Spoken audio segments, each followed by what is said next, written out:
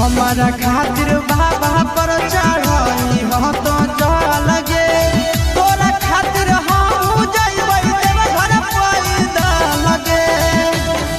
आगे तो